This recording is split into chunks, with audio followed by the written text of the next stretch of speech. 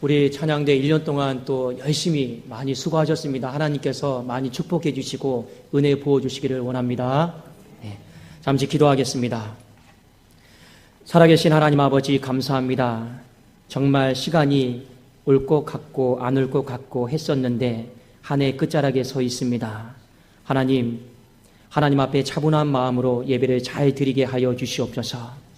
하나님 한 해의 모든 아픔도 다 씻겨주시고 눈물도 하나님 씻겨주시고 상처도 하나님 다 씻겨주시기를 간절히 소망합니다. 특별히 어려운 때를 우리 교회가 살아왔지만 그럼에도 불구하고 주의 은혜로 지켜주심으로 말미암아 여기까지 이르게 하시니 진심으로 감사를 드립니다. 이제는 우리의 그릇이 하나님의 축복과 은혜를 담기에 조금도 부족함이 없는 그릇으로 잘 준비되어지게 하여 주시고 성경에 기록된 대로 말씀이 뿌려질 때 30배, 60배, 100배의 결실을 맺는 놀라운 2018년도를 우리에게 허락하여 주시옵소서. 하나님 이 시간 말씀 듣겠사오니 눈을 열어주시고 주의 기이한 법을 깨닫게 하시고 길을 열어주셔서 말씀이 들려지게 하시고 무엇보다도 말씀의 마음을 열어주셔서 이 심령이 말씀으로 뜨거워지게 하여 주시옵소서. 감사드리오며 주 예수 그리스도의 이름으로 기도드리옵나이다.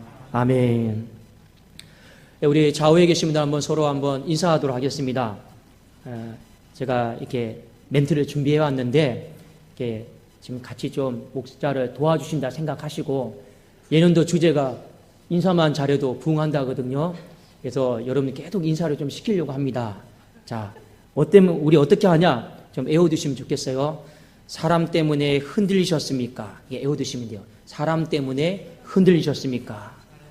예, 한번 해볼까요? 사람 때문에 흔들리셨습니까? 예. 그러면 대답을 해야 되잖아요. 대답은 어떻게 해야 되냐? 이게 모션이 중요합니다. 아니요, 주만 바라보았습니다. 아니요, 주만 바라보았습니다. 예, 한번 서로 질문해 볼까요? 사람 때문에 흔들리셨습니까? 아니요, 주만 바라보았습니다. 네. 여러분, 신앙은 사람 바라보는 것이 아니고 오직 주만 바라보는 것인 줄로 믿습니다. 하나님께서 오늘 우리에게 주신 말씀, 사탄의 공격 앞에서 우리 승리하자, 이 말씀으로 서로 피차간에 은혜를 받을 수 있는 시간이 되기를 원합니다. 오늘은 한 해를 마무리하는 주일입니다. 나름대로 세상 사람들뿐만 아니라 우리 믿음의 사람들도 묵은 것을 다 내어버리고 새로운 마음의 결단을 하고 소망을 하는 날이 바로 오늘입니다. 예수님께서도 오늘 본문 말씀에 보면 이제 잠시 후면 십자가에 달려 돌아가시면 예수님의 공생의 사역이 다 마무리되어지고 있습니다. 예수님이 차분한 마음으로 제자들에게 고별 설교를 하셨습니다. 그리고 겟세마네 동산에서 차분한 마음으로 땀방울이 핏방울이 되도록 기도를 하셨습니다. 이 고요한 분위기 속에서 이제 예수님이 조용히 순종하는 마음으로 십자가만을 지시면 모든 것이 다 끝날 것 같은데 오늘 요한복음 18장 말씀해 보니까 가장 바쁘고 가장 기승을 부리는 한 세력이 있습니다. 그게 누구냐? 바로 사탄입니다. 사탄은 이 고요한 분위기와는 정반대로 더 기승을 부리고 더 발악을 하고 더 바빠지고 있는 것이 오늘 말씀을 통해 우리가 볼 수가 있습니다. 어떻게 바빠지고 있느냐? 어떻게 하면 예수님을 무너뜨릴 것인가? 어떻게 하면 주님의 제자들을 마지막까지 신앙을 짓밟고 무너뜨릴 것인가? 이 부분에 있어서 지금 기승을 부리고 있는 것이 요한복음 18장에 있는 말씀입니다. 사랑하는 여러분, 한 해의 마지막의 이 자리에 세상 가운데 휩쓸리지 아니하고 차분한 마음으로 예배 자리에 오신 것 주의 이름으로 축원합니다. 감사합니다. 여러분, 우리가 하나님 앞에 이렇게 예배를 드릴 수 있다는 거 얼마나 큰 은혜인지 모르겠습니다. 오늘 어떻게 해서든지 세상 따라가지 마시고 차분한 마음으로 예배를 잘 드리십시오.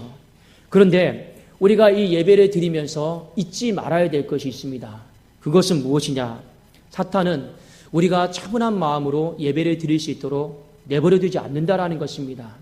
오늘 말씀해 보니까 쉬지 않고 불화살을 쏘아대면서 쉬지 않고 어떻게 해서든지 한 영혼이라도 더 신앙을 무너뜨릴 수 있을 것인가? 이것에 대해서 고군분투하면서 애를 쓰고 있다라고 하는 것입니다. 어떻게 하면 한 영혼이라도 더 실족하게 만들까? 어떻게 하면 한 영혼이라도 주의 몸된 교회를 떠나게 만들까? 지금 이것이 사탄이 하고 있는 일임을 오늘 말씀을 통해 보여주고 있습니다. 그러하기에 저와 여러분이 이 한 해를 마무리하는 이 시점 가운데 더 영적으로 끼어있기를 주의 이름으로 축원합니다. 오늘 말씀의 제목은 사탄의 공격 앞에서 승리하자라고 있는데, 가만히 말씀해 보니까 이 사탄의 공격이 약하지가 않아요. 사탄의 공격이 굉장히 집요합니다. 뭘 보면 알 수가 있느냐? 베드로가 주님을 부인하고 저주하는데 한 번 부인했던 것이 아니고 정작 3번에 걸쳐서 베드로가 주님을 부인하잖아요. 3번에 걸쳐서 주님을 부인하게 만들고 저주하게 만들었다라고 하는 것이 어떤 의미가 있습니까? 그냥 한 사람의 신앙을 그냥 무참히 짓밟아 버리는 거예요. 한 사람의 신앙을 무참히 박살 내버리는 거죠. 도저히 일어설 수 없을 정도로 그만큼 사탄의 공격이 집요하다라고 하는 것을 우리에게 가르쳐주고 있습니다. 여러분, 베드로가 단순히 제가 주님 모릅니다 이렇게 한 것이 아니고 누가복음 말씀을 보면 주님을 저주했다라고 나와 있습니다. 그렇게 사랑하고 그렇게 애정을 받았던 사람이었는데 부인할 뿐만 아니라 저주했다라고 하는 것, 얼마나 이 베드로의 신앙을 무참히 짓밟아 버리기 위해서 사탄이 마지막 안간힘을 쓰고 있는가를 우리 말씀을 통해 한번 살펴볼 필요가 있습니다. 이 사탄의 공격의 집요함은요, 이 베드로뿐만 아니라 예수님의 생애 가운데 광야에서 40일 동안 금식 기도를 하신 적이 있습니다. 그 금식 기도를 하시고 이제 공생의 사역을 하시려고 하실 때 사탄이 찾아오죠. 몇 번 시험을 합니까? 3번에 걸쳐서 시험을 합니다. 이 사탄의 시험의 목적이 무엇이냐? 예수님의 신앙도 짓밟아 버리는 것이 시험의 목적이었습니다. 그런데 예수님은 어떻게 했습니까? 이겼잖아요. 이겼는데 문제는 무엇이냐? 사탄은요, 한 번도 자신이 졌다라고 생각해 본 적이 없어요. 분명히 예수님이 3번에 걸쳐서 이기셨음에도 불구하고 사탄은 내가 졌다, 패배했다, 이런 마음을 가진 적이 없습니다. 어떤 말씀 보면 알 수 있냐면 누가복음 4장 13절에 보면 이런 말씀이 있어요. 마귀가 모든 시험을 다한 후에 얼마 동안 떠나니라. 3번에 걸쳐서 예수님을 지배하게 공격해서 졌어요. 그러면 내가 이길 수 없는 분이구나, 내가 함부로 할 수 없는 분이구나, 근데 이렇게 마음 접고 끝나면 되는데 마귀는 어떻게 하냐? 모든 시험을 다한 후에 얼마 동안 떠나고 다시 찾아왔어요. 이 마음이 어떤 마음입니까? 내가 더 강력하게 되어서 내가 다시 공격하러 오겠다라는 겁니다. 이게 패배자의 마음이 아니죠. 졌다라고 생각하는 사람의 마음이 아닌 것입니다. 우리가 학교 다닐 때 친구와 남자들이 보통 싸울 때가 있습니다. 한 번 싸워서 이긴 것이 아니고 3번에 걸쳐서 싸웠는데 졌어요. 그러면 우리는 보통 어떻게 합니까? 학교 다니는 내내 나는 저 친구를 이길 수 없어. 근데 이게 사람의 마음이잖아요. 그런데 마귀는요, 그렇지 않다라는 거예요. 졌어도 한 번도 스스로가 내가 졌다라고 마음을 갖지 않고 내가 더 강력하게 돼서 반드시 너를 내가 무너뜨릴 것이다. 이것이 바로 사탄의 집요한 공격이고 사탄의 마음입니다. 여러분, 이 사탄의 집요한 공격을 끊어버리고 이길 수 있는 방법이 무엇입니까? 그 무기가 무엇입니까? 오늘 말씀에 보면 바로 말씀의 검입니다. 광야에서 예수님이 사탄을 어떻게 이기셨는가? 이 말씀의 검을 사용하셔서 이기셨다라는 것이죠. 이런 시험하였습니다. 이 돌들이 떡덩이가 되게 하라. 예수님이 구약의 신명기 말씀을 기억하시면서 사람이 떡으로만 살 것이 아니요 하나님의 입으로부터 나오는 모든 말씀으로 살 것이니라. 말씀으로 이기셨어요. 이 사탄의 3번의 공격을 다 말씀으로 이기셨습니다. 그래서 이 하나님의 말씀을 성경 말씀에 이르기를 성령의 검이다라고 하고 있어요. 단순히 말씀이 아니고 성령의 검이다라고 말씀하고 있는데 에베소서 6장 17절에 보면 구원의 투구와 성령의 검 곧 하나님의 말씀을 가지라. 에베소서 6장에 있는 말씀이 바로 영적 전쟁입니다. 영적 전쟁에서 우리가 이길 수 있는 것은 비결은 무엇이냐? 바로 하나님의 말씀, 성령의 검을 가지라라는 것이었습니다. 또 성경에 보면 이 하나님의 말씀을 좌우의 날성검이다라고 하고 있습니다.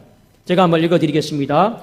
요한계시록 2장 12절에서 13절에 보면 버가모 교회의 사자에게 편지하라. 좌우의 날선검을 가지신 이가 이르시되 네가 어디에 사는지를 내가 아노니 거기는 사탄의 권자가 있는 데라. 이 사탄의 권자가 있는 그곳 가운데 예수님이 버가모 교회를 향해 나타나신 모습이 좌우에 날선 검을 가지신 모습이었습니다. 이 의미가 무엇이냐면 이 사탄의 권자를 무너뜨릴 수 있는 그 비결이 무엇이냐, 무기가 무엇이냐, 바로 좌우에 날선 검이다라고 하는 것이죠. 사랑하는 여러분, 하나님의 말씀은 단순히 문자적인 말씀이 아니라 하나님의 말씀은 성령의 검인 줄로 믿습니다. 하나님의 말씀은 좌우의 날선 검이다라는 것이죠.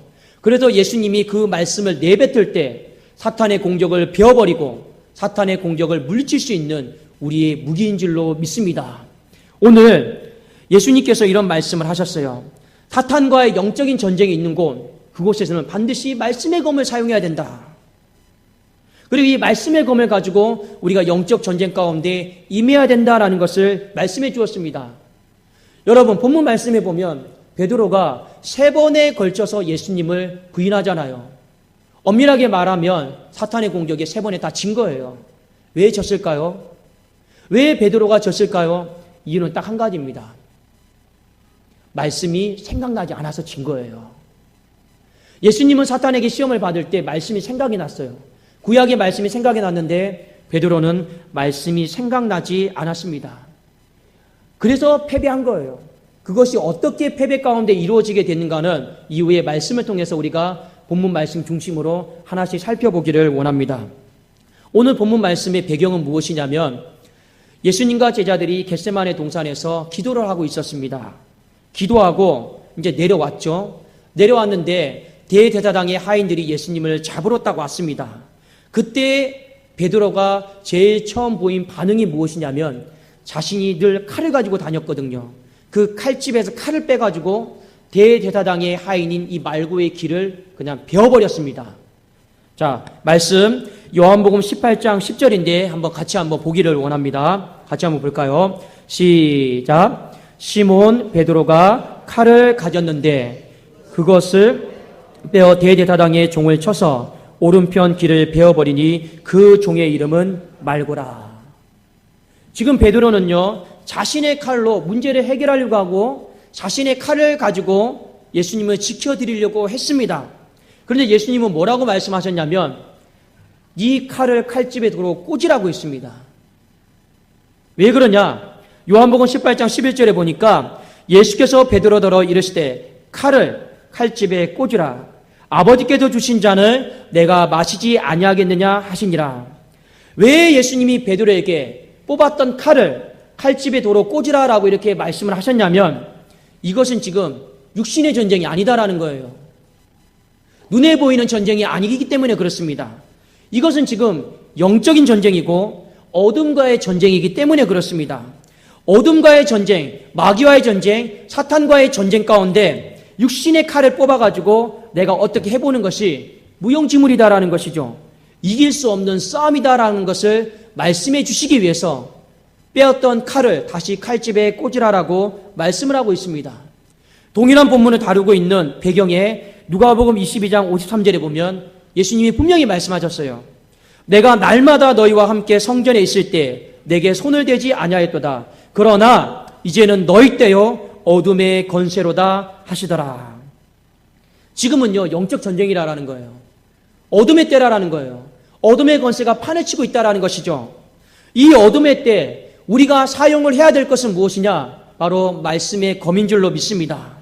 이 말씀의 검을 가지고 대항을 했어야 되는데 베드로는 그것을 까마득하게 다 잊어버리고 육신의 칼을 칼집에서 빼가지고 문제를 해결하고 대응을 하려고 했기 때문에 주님이 그 칼집에 칼을 다시 집어넣으라고 말씀했습니다.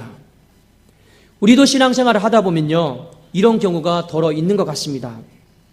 특히 사람과의 관계 속에서 사탄이 뒤에서 밀가부르트 하면서 키질하면서 어떤 사람을 통해서 내 신앙이 화를 나게 막 만들고 실족하게 만들고 근데 알고 보면 그 모든 것들이요 사람과 사람과의 문제가 아니고 마귀가 뒤에서 충동질하는 경우들이 거의 다입니다. 마귀가 뒤에서 이간질하는 경우들이 거의 대부분이에요. 마귀가 사람의 마음에 뒤에서 충동질하고 이간질하고 분열시켜가지고 우리의 마음속에 이 눈이 뒤집히게 만들고 이 화를 못 참게 만드는 것들이 얼마나 많은지 몰라요. 그래서 에베소서 6장에 보면 우리의 씨름은 싸움은 혈과 육에 대한 것이 아니오 정사와 권세와 이 어둠의 영들 하늘에 있는 악한 영들에 대함이라고 분명히 말씀을 하셨잖아요. 근데 우리는 그걸 몰라요. 그러니까 어떻게 합니까? 내 안에 있는 칼집에서 칼을 딱 뽑아가지고 이 칼을 가지고 사람을 향해서 미움의 칼을 휘두릅니다. 증오의 칼을 휘두릅니다. 분노의 칼을 휘두르고 원망의 칼을 휘두르고 질투의 칼을 막 휘두르는 경우들이 너무나도 많다라고 하는 것입니다. 이것이 바로 베드로가 자신의 칼집에서 칼을 뽑은 모습과 똑같다라는 것입니다. 여러분, 하나님은 우리가 신앙생활 한다라고 하는 것은 영적 전쟁이에요. 그 어떤 사람도 내 안에서 칼집에서 칼을 빼가지고 이길 수 있는 사람이 없습니다. 주님이 우리에게 말씀하셨던 것처럼 이 칼을 다시 칼집에 꽂아 넣을 수 있기를 주의 이름으로 축원합니다. 그래야지만 영적 전쟁에서 승리할 수가 있는 것이죠. 이후에 예수님께서 잡혀서 끌려가시니까 베드로가 멀찍이 쫓아갑니다. 이때 어떤 일이 벌어지냐면 예수님을 3번씩이나 부인하고 저주합니다. 나는 모릅니다. 저 사람 모릅니다. 나는 모릅니다. 저 사람 모릅니다. 나와 아무 상관없는 사람입니다. 자신이 예수님을 3번 부인하고 나서야 여러분 뭐가 울었나요? 닭이 꺾여 하고 울었어요. 닭이 울었어요. 그 닭 울음소리를 듣자마자 베드로 가운데 오늘 말씀해 보니까 뭐가 생각이 났습니까? 예수님의 말씀이 그때서야 생각이 난 거예요. 오늘 밤 닭이 3번 네가 3번 닭이 울었을 때 네가 3번 나를 부인하리라고 하신 그 말씀이 생각이 그때서야 났다라는 겁니다. 성경 누가복음 22장 60절에서 62절에 제가 한번 읽어드리겠습니다. 베드로가 이르되 이 사람아 나는 네가 하는 말을 알지 못하노라. 아직 말하고 있을 때 닭이 곧 울더라. 주께서 돌이켜 베드로를 보시니 베드로가 주의 말씀 곧 오늘 밤 닭 울기 전에 네가 3번 나를 부인하리라 하심이 생각나서 밖에 나가서 심히 통곡하니라. 3번 부인하는 이 과정에 이르기까지 하나님 말씀 생각이 안 났다라는 거예요. 여러분, 한 번 부인하고 넘어졌을 때 하나님 생각나는 건 이해할 수 있어요. 2번까지 좀 관대하게 봐줄 수 있죠. 아, 그럴 수도 있겠구나. 그런데 3번에 걸쳐서 부인하고 조주하면서까지도 하나님의 말씀이 생각나지 않았습니다. 그러니까 베드로가 패배한 거예요. 하나님 말씀이 생각이 났으면요, 주님 3번까지 부인하지를 않습니다. 근데 문제는 뭡니까? 하나님의 말씀이 생각이 안 나는 거예요. 안 나니까 그냥 주님을 부인하고 저주하고 주님을 부인하고 저주하고 주님을 부인하고 저주하는 이 지경까지 갔다라고 하는 것입니다. 여러분, 왜 말씀이 생각나지 않은지 아십니까? 말씀이 내 심령 가운데 무뎌져 있으니까. 말씀이 내 심령 가운데 무뎌져 있으니까 말씀이 생각이 나야 되는데 안 나고 있다라는 것입니다. 말씀이 왜 무뎌졌을까요? 왜 말씀이 베드로의 심령 가운데 무뎌졌을까요? 이유는 딱 한 가지가 있습니다. 기도하지 않았기 때문에 그렇습니다. 이 말씀이 어디에 나와 있냐면 지금 오늘 겟세마네 동산에서 다 이렇게 내려왔을 때 그 겟세마네 동산에서 예수님이 마지막으로 제자들에게 뭐 부탁하셨습니까? 시험에 들지 않게 깨어서 기도하라고 했습니다. 근데 우리는 잘 알고 있어요. 다 잤어요. 예수님이 3번이나 걸쳐서 오셔가지고 자지 마라, 졸지 마라, 시험에 들지 않게 깨어서 기도하라고 했습니다. 다 잤어요. 말씀이 어디에 있냐면 누가복음 22장 40절에 나와 있습니다. 그곳에 이르러 그들에게 이르시되 유혹에 빠지지 않게 기도하라 하시고, 제자들 다 잤어요.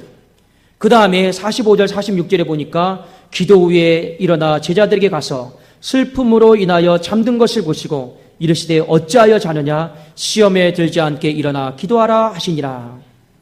분명히 우리는 아셔야 됩니다. 기도하지 않으면요, 유혹 가운데 빠지기가 쉽다라는 거예요. 유혹이 와도 이길 힘이 없다라고 하는 것을 예수님이 분명히 우리에게 말씀을 해주고 있습니다. 어떤 유혹이냐? 하나님 말씀으로부터 점점 멀어지는 유혹이에요. 교회로부터 점점 멀어지는 유혹이에요. 봉사와 헌신으로부터 점점 멀어지는 유혹 가운데 빠지기가 쉽다라고 하는 것입니다. 왜냐? 기도하지 않으면. 그리고 어떤 유혹 가운데 빠지기가 쉽습니까? 오늘 제자들을 보니까 슬픔으로 인하여 잠들었다고 했어요.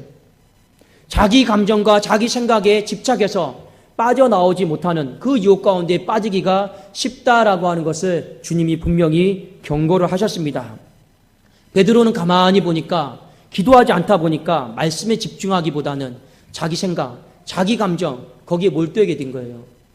여러분, 사람이 자기 생각, 자기 감정에 몰두하다 보면요, 하나님 말씀이 생각이 안 납니다. 하나님 말씀이 영적으로 잘 분별이 안 돼요. 그래도 오늘 베드로가 패배를 한 것입니다. 우리는 기억해야 돼요. 3년 동안 주님 따라다닌 수제자이면 뭐합니까? 변화산에도 기적 보면 뭐합니까? 영광 보면 뭐합니까? 모든 말씀 다 들으면 뭐합니까? 중요한 것은 여러분 무엇이냐? 아무리 오랫동안 신앙생활을 하고 말씀 듣고 기적 보고 다 필요 없어요. 중요한 건 무엇이냐? 하나님 말씀 붙들고 오늘이라고 하는 그 시간에 내가 기도하지 않으면 목사도 넘어질 수 있고 장로도 넘어질 수 있고 모든 집사도 권사도 다 넘어질 수 있습니다. 중요한 건 뭐냐? 우리가 밥을 매일 먹듯이 오늘이라고 하는 이 겟세마네 동산에서 요한복음 17장에 기도를 했어야만 해요. 말씀 붙들고 주님이 기도하라고 했을 때 해야만 돼요. 근데 그거 안 하잖아요. 잠자잖아요. 내려왔더니 여지없이 다 무너지는 거예요. 여지없이 사탄의 소나기에 놀아나고 다 무너졌던 사람이 바로 베드로의 모습이었습니다. 말씀이 안 떠오르니까요. 그러나 한번 돌이켜봐서 말씀 붙들고 기도했으면요, 말씀이 떠올랐을 거예요. 연약해서 한 번 정도는 부인할 수 있을지 몰라도 3번까지 주님을 부인하지는 않았을 거라고 하는 말씀입니다. 말씀 생각이 안 나니까 자기의 삶의 문제를 딱 직면하니까 어떻게 합니까? 해결은 해야겠고 스승은 지켜줘야 되겠고, 그러니까 자신의 칼집에서 칼을 뽑아가지고 엉뚱하게 휘두르는 것이죠. 성경은 우리에게 분명히 말씀하고 있습니다.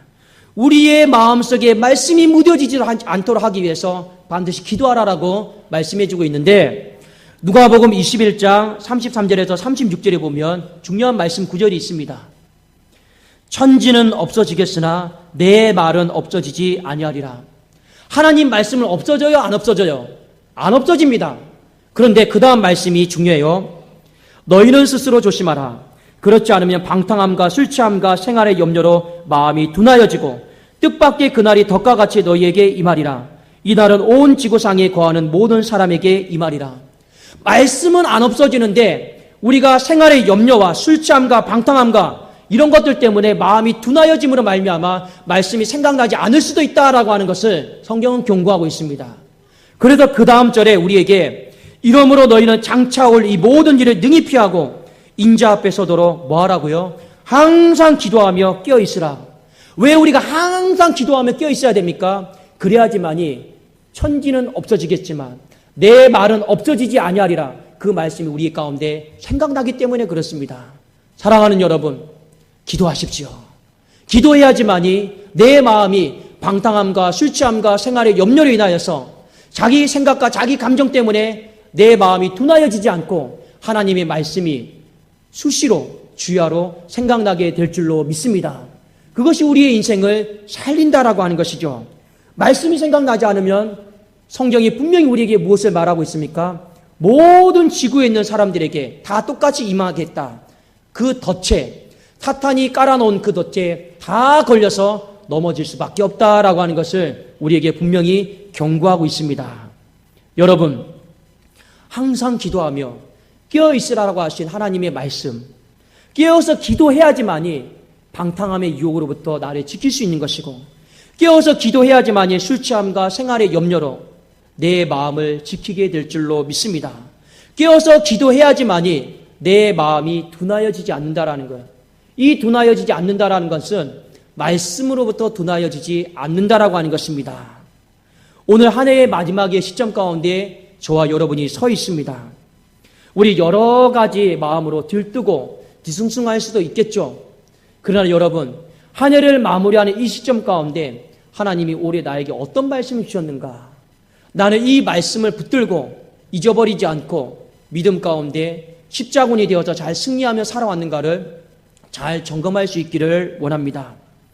우리는 차분하게 예배 드리려고 하고 차분하게 하나님 앞에 나오려고 하지만 예수님도 이제 차분하게 겸손의 종으로 순종의 종으로 십자가 지면 공생의 사역이 다 마무리됩니다.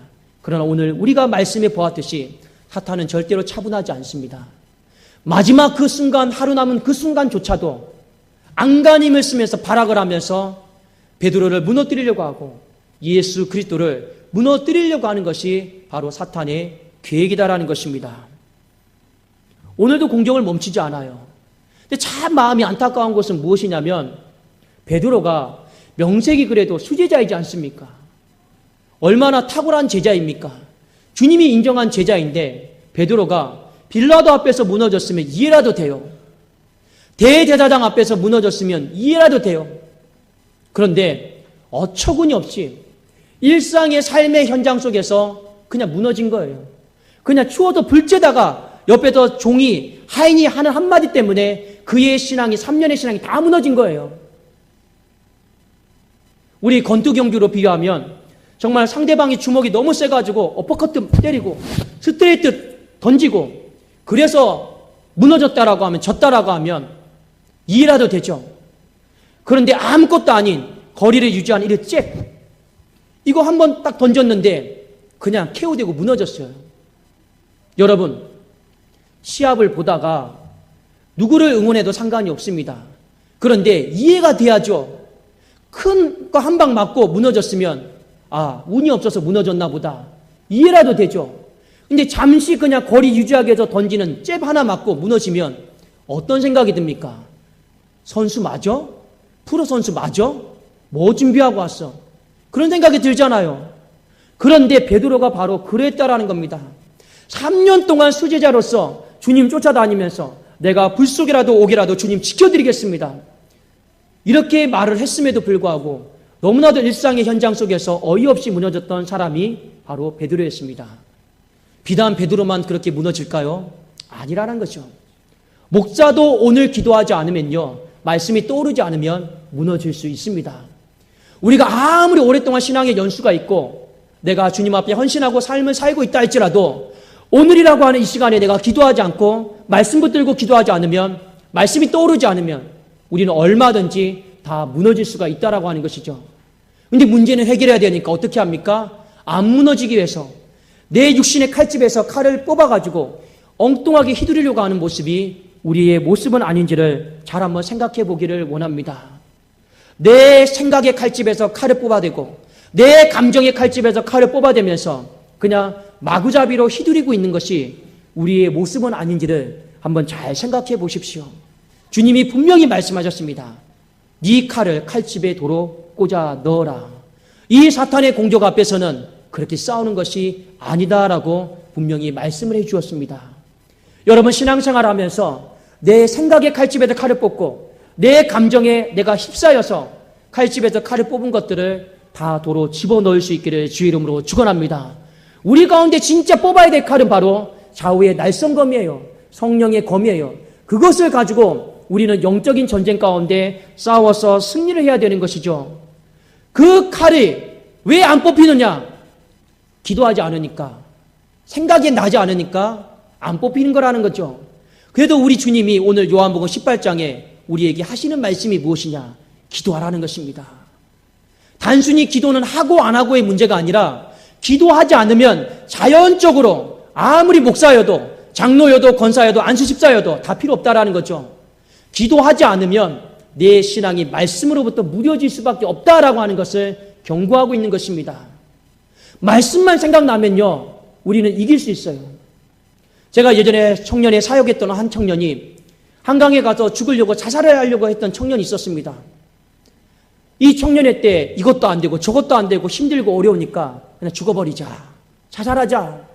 이 한강의 다리에 딱 올라갔는데 말씀이 생각났어요. 그 말씀이 어떤 말씀이냐? 이 말씀이 생각이 났대요. 하나님의 의인의 요동함을 영원히 허락하지 아니하신다. 6번 넘어져도 하나님은 7번째는 일으키신다. 이 말씀이 죽기 전에 한강 다리에서 생각난 거예요. 그래서 내려왔대요. 여러분, 그래도 예배 때마다 말씀 붙들고 기도했더니 그 말씀이 하나님의 은혜 속에서 생각나서 그 한 생명을 살린 줄로 믿습니다. 여러분 신앙생활 하면서 복이 무엇인지 아십니까? 승리가 무엇인지 아십니까? 내 칼집에서 칼을 뽑아가지고 어떻게 해보는 것이 승리가 아니에요. 뭐가 승리고 뭐가 복인지 아십니까? 성령께서 내 안에 말씀을 끊임없이 부어주시고 생각나게 하시는 것이 복인 줄로 믿습니다. 그 생각난 말씀을 가지고 내가 영적 전투 앞에서 사탄의 공격을 베어버리는 것이 진정한 승리요, 우리의 삶의 복인 줄로 믿습니다. 하나님은 그래서 우리에게 이 연말이 십자가를 앞에 두고 마지막까지 우리에게 하신 말씀이 무엇이냐? 네 생각에 사로잡히지 마라. 네 감정에 사로잡히지 마라. 하나님 말씀에 집중하고 그 말씀 붙들면서 기도해라. 그렇지 않으면 지금도 사탄은 지금도 기승을 부리면서 일어나면서 말씀을 까먹게 하고 말씀에 무뎌지게 하면서 어이없이 그냥 일상의 현장 속에서 패배하게 만들 것이다 라는 것을 우리에게 경고를 하고 있는 것입니다. 여러분, 말씀이 떠오를 수 있기를 주의 이름으로 축원합니다. 하나님께서 모세를 부르셨을 때 떨기나무 아래에서 부르셨죠. 여러분 기억하십니까? 내가 선 곳은 거룩한 곳이니 내 발에서 신을 벗으라 하였습니다. 근데 모세가 가만히 그 떨기나무를 보니까 어떤 상태입니까? 분명히 불타오르는데 꺼지지가 않아요. 이게 무슨 말입니까? 하나님의 말씀은요, 영원하다라는 것입니다. 하나님의 말씀은 불타오르지만 꺼지지 않을 때 우리가 하나님 앞에 사명대로 살아갈 수가 있고 하나님 앞에 승리하는 자녀로 살아가게 될 줄로 믿습니다. 여러분 마음속에 이 하나님의 말씀이 계속 타오르고 꺼지지 않기를 주의 이름으로 축원합니다.